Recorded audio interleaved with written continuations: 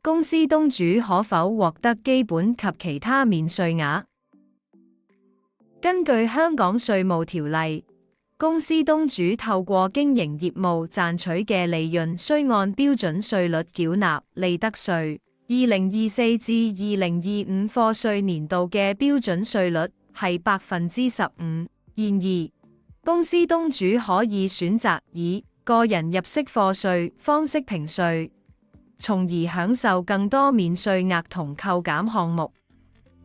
咩係個人入息課稅？個人入息課稅係一種稅務評稅方式，容許納稅人將其所有應課稅收入，包括薪俸、租金收入同業務利潤，合併計算，並按薪俸稅嘅累進稅率評稅。呢種方式特別適合收入來源多元化嘅納稅人，因為佢容許申索多項免稅額同扣減項目，從而降低應繳稅款。選擇個人入息課稅後，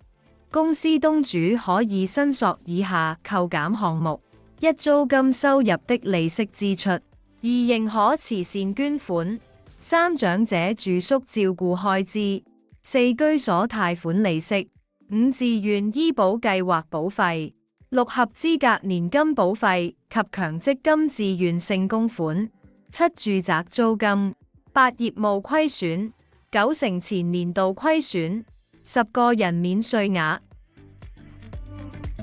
如有興趣了解更多，歡迎透過以下方式聯絡展群志祺。